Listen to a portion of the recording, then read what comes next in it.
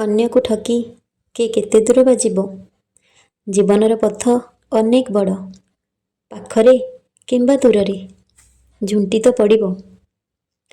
କିନ୍ତୁ ଫ୍ରେଣ୍ଡସ୍, ବର୍ତ୍ତମାନ ତ ଆମେ ନିଜକୁ ଠକୁଛେ। ଆଜି ଯଦି ଆମେ ପଢ଼ିବାନି, କାଲି ଆମର ହିଁ କ୍ଷତି ହେବ। ଆଜି ଯଦି ଆମେ ସମୟ ବର୍ବାଦ କରିବା, କାଲି ସମୟ ଆମକୁ ବର୍ବାଦ କରିଦେବ।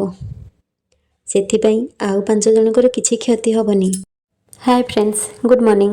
କେମିତି ଅଛନ୍ତି ଫ୍ରେଣ୍ଡସ୍? ମୋର ଆଶା ଓ ବିଶ୍ୱାସ ସମସ୍ତେ ଭଲରେ ଥିବେ ଆଉ ମନ ଦେଇ ପାଠ ପଢ଼ୁଥିବେ। ଫ୍ରେଣ୍ଡସ୍, ମୋର ମର୍ଣ୍ଣିଂ ଆଜି 4ଟାରୁ ଆରମ୍ଭ ହୋଇଥିଲା। ମୁଁ ଏବେ ପତ୍ରପତ୍ରିକା ପଢ଼ୁଛି। 19ବିଂଶ ଶତାବ୍ଦୀରେ ପ୍ରକାଶିତ ହୋଇଥିବା ସମ୍ବାଦପତ୍ର ଓ ପତ୍ରପତ୍ରିକା ବିଷୟରେ ରିଭିଜନ୍ କରୁଛି। ଆପଣଙ୍କ ଷ୍ଟଡି କେମିତି ଚାଲିଛି? ନିଶ୍ଚିନ୍ତ ବହୁତ ଭଲରେ ଚାଲିଥିବ ଆଉ ମନ ଦେଇ ପାଠ ସମସ୍ତେ ପଢ଼ୁଥିବେ। ଦେଖନ୍ତୁ, 2024 ଆଉ କିଛି ଦିନ ପରେ ଶେଷ ହେବ।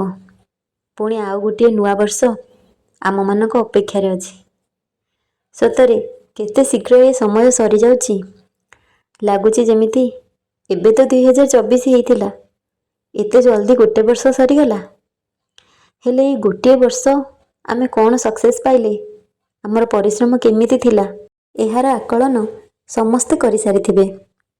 ମାତ୍ର 30 ଦିନ ପରେ ଆଉ ଏକ ନୂତନ ବର୍ଷ। ଏଇ 30 ଦିନ କ'ଣ କରିବା, କେମିତି ପଢ଼ିବା, ଯେମିତିକି 2025ରେ ଆମେ ଆମ ଲକ୍ଷ୍ୟସ୍ଥଳରେ ପହଞ୍ଚି ପାରିବା। ଫ୍ରେଣ୍ଡସ୍, ସବୁ କର୍ମର, ସବୁ ପରିଶ୍ରମର ଫଳ ନିଶ୍ଚିନ୍ତ ଅଛି। ଆଜି ଆମେ ଯାହା କରୁଛେ, ଭଲ କାମ କରୁଛେ କି ଖରାପ କାମ କରୁଛେ, ଯାହା ବି କରୁଛେ ତା'ର ଫଳ ନିଶ୍ଚିନ୍ତ ରୂପରେ ଆମକୁ ମିଳିବ। ଯେତିକି ପରିଶ୍ରମ କରୁଛେ, ସବୁର ରେଜଲ୍ଟ ଆମକୁ ନିଶ୍ଚିନ୍ତ ମିଳିବ। ଆଶା କରୁଛି ଆଉ ଏବେ ଯେଉଁ 30 ଦିନ ଆମ ହାତରେ ରହିଲା, କିଏ କେମିତି ପରିବେଶରେ ଅଛନ୍ତି ଆଉ କେଉଁ ପରିସ୍ଥିତି ଦେଇ ଗତି କରୁଛନ୍ତି, ତାହା ତ ମୁଁ କହିପାରିବିନି। ମାତ୍ର ଯେତିକି ବି ଟାଇମ୍ ପାଠ ପଢ଼ାକୁ ଦେଉଛନ୍ତି, ସବୁଠୁ ବେଷ୍ଟ ଷ୍ଟଡି କେମିତି ହେଇପାରିବ ତାକୁ ଧ୍ୟାନ ରଖି ପଢ଼ିବା। ଯେତିକି ବି ସମୟ ପଢ଼ୁଛନ୍ତି, ସବୁଠୁ ବେଷ୍ଟ ଷ୍ଟଡି କେମିତି କରିପାରିବେ ତାକୁ ସବୁବେଳେ ଧ୍ୟାନରେ ରଖିବେ। ଏବେ ମୁଁ ଆମ ଓଡ଼ିଆ ସାହିତ୍ୟରେ ପୁରସ୍କାର ପାଇଥିବା ପୁସ୍ତକ ଆଉ ଲେଖକମାନଙ୍କ ବିଷୟରେ ପଢ଼ୁଛି। ସକାଳର ପାଠପଢ଼ା କରିସାରିବା ପରେ ବାକି ଯାହା ଘରର କାମ ଥିଲା ସେସବୁକୁ କରି ଗାଧୁଆ ପାଧୁଆ କରି ମୁଁ ଏବେ ଠାକୁରଙ୍କ ବହି ଟିକେ ପଢ଼ୁଛି। ସକାଳୁ ଉଠିଯିବା ଦ୍ୱାରା ସକାଳ 4ଟାରୁ 7ଟା ପର୍ଯ୍ୟନ୍ତ ମୁଁ ପାଖାପାଖି 3 ଘଣ୍ଟା ପଢ଼ି ଦେଇଥିଲି। ତାପରେ ଆଉ ଘର କାମ ରହିଯାଇଥିଲା, ଆଉ ପଢ଼ିପାରିନଥିଲି।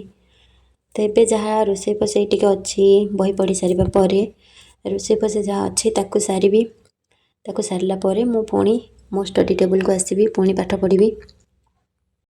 ସମୟ ବର୍ତ୍ତମାନ ଆମ ପାଖରେ ବହୁତ କମ୍। ଏତେ କମ୍ ସମୟ ଭିତରେ ସବୁ ପଢ଼ିବା, ତାକୁ କମ୍ପ୍ଲିଟ୍ କରିବା, ପୁଣି ତାକୁ ରିଭିଜନ୍ କରିବା ଏତେ ବି ସହଜ କଥା ନୁହଁ। କିନ୍ତୁ ଯେତେବେଳେ ବି ଯେତିକି ସମୟ ମିଳୁଛି, ସେତିକି ସମୟ ବହୁତ ଭଲରେ ପଢ଼।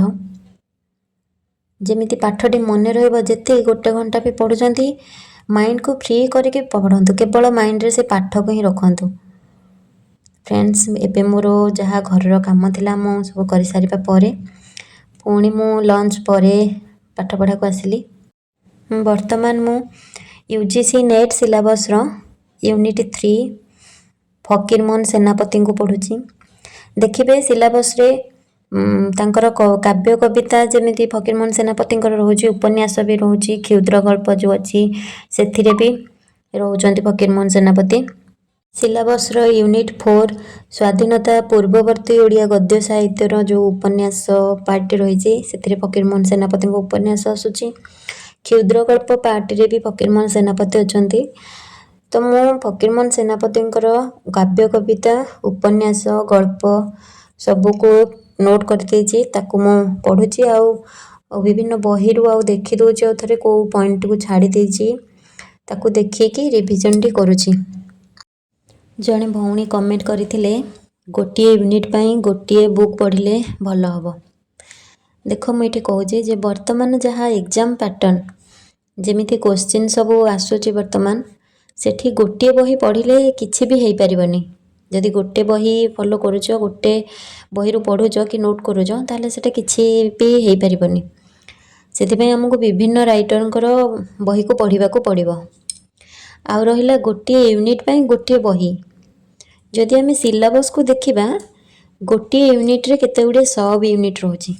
जदि यूजीसी नेट रो सिलेबस को देखिबे गोटे यूनिट रे बहुत गुडे टॉपिक रोची। जेमिति यूजीसी नेट सिलेबस रो सपोज यूनिट 2 को देखिबे सेथिरे प्राक सरला साहित्य रोची, सरला साहित्य रोची, पंचसखा साहित्य रोची, रीति साहित्य भी रोची। तो से सब गोटे गोटे जुग को रोची माने गोटे गोटे जुगर प्रभेद सेथिरे अछि। रीति साहित्य रो पूर्वर भी प्राक रीति रोची, रीति साहित्य भी रोची। तो गोटे गोटे जुग जोठी रोची सेठी हमें गोटे बही केमिति पढ़िबा, सेठी हमें केमिति गोटे बही रो पढ़िबा, गोटे बही रो केमिति नोट करिबा। तापरे जदि हमें क्वेश्चन को देखिबा प्रीवियस ईयर क्वेश्चन को देखिबे डायरेक्ट क्वेश्चन किछि आसुनी, सब भितर ही क्वेश्चन आसुची। आमे डायरेक्ट गोटे बही ओडिया साहित्य रो इतिहास पढ़ी दबा, ऊपर ऊपर सब जुग रो टिके टिके पढ़ी दबा। सारला दास कौन लिखिचंती, पंचसखा साहित्य रे 5 जण जाक कौन लिखिचंती, एमति जदि टिके टिके आमे पढ़ी दबा ताहले क्वेश्चन तो डायरेक्ट पचारुनी जे कवि कौन लिखिचंती, क्वेश्चन बहुत भितर भी आसुची। तो ताकू देखिकी हमको पढ़ा पड़ो।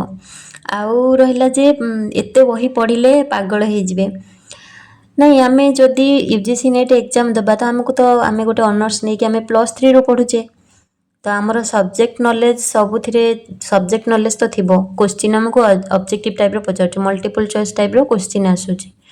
तो आमर जदि सब विषय क्लियर अछि तापरे आमे एमसीक्यू टाइप रो क्वेश्चन करिकि ताको पढ़िबारे हमको बहुत इजी हबो।